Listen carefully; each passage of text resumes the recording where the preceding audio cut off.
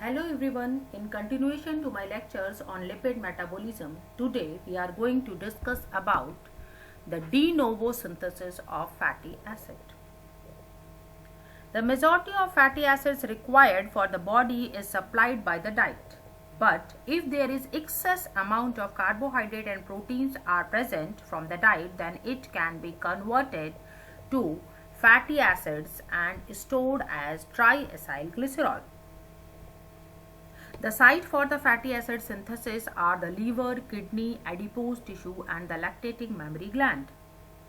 It takes place in the cytoplasm of the cell, and the majority of the fatty acid synthesized de novo is palmitic acid, which is a 16-carbon fatty acid.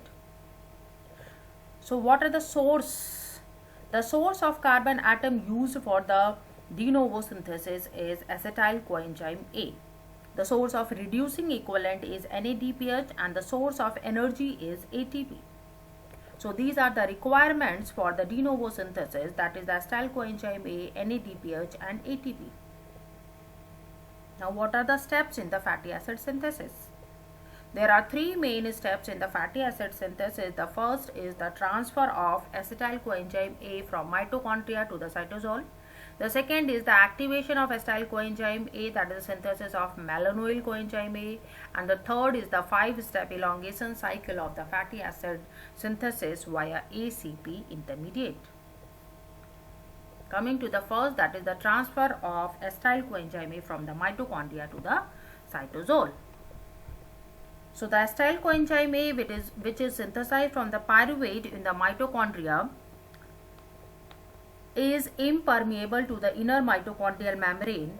So the acetyl coenzyme A is condensed with the oxaloacetate in the presence of citrate synthase and will form the citrate.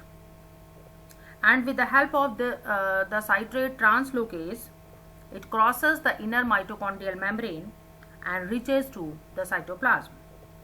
Then the citrate lyase will act on this citrate and break down it into the acetyl coenzyme A and the oxaloacetate. This acetyl coenzyme A is used for the de novo synthesis, and the oxaloacetate is transported back to the mitochondria.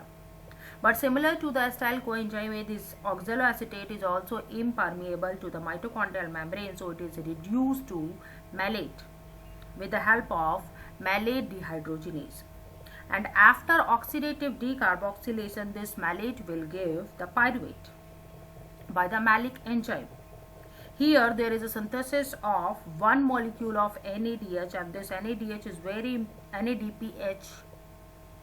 is very important because it is also used in de novo synthesis.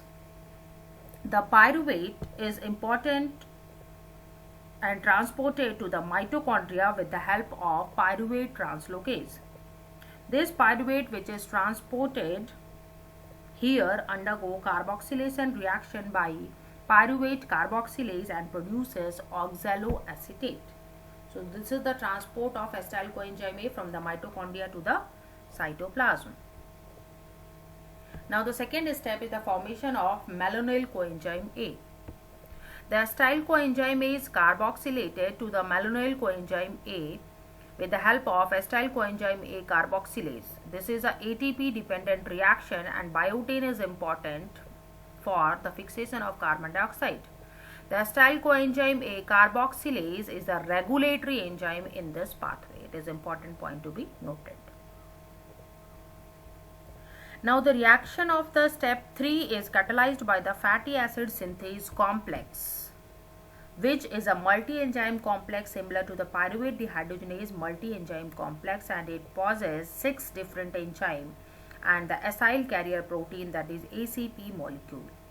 The 6 enzymes are the malonyl acetyl transacylase, ketoacyl synthase, ketoacyl reductase, hydratase, enoyl reductase and thioesterase. So coming to the first step, that is the malonyl acetyl transacylase enzyme function.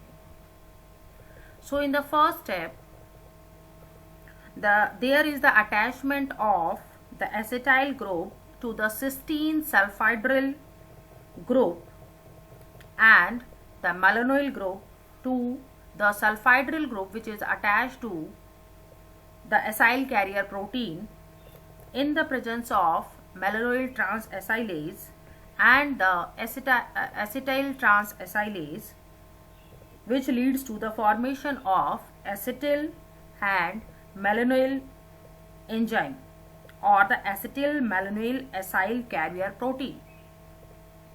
And these two steps, the step number 1 and the step number 2, both of these two steps are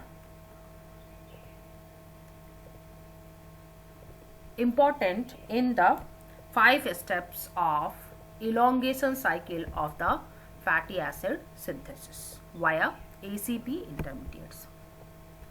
Now, after these two steps, the step number 1 and 2, enzyme complex is now ready for the chain elongation process, and it is done by 4 following steps, that is the condensation, reduction, dehydration and saturation. So after step number 2, the step number 3 is condensation.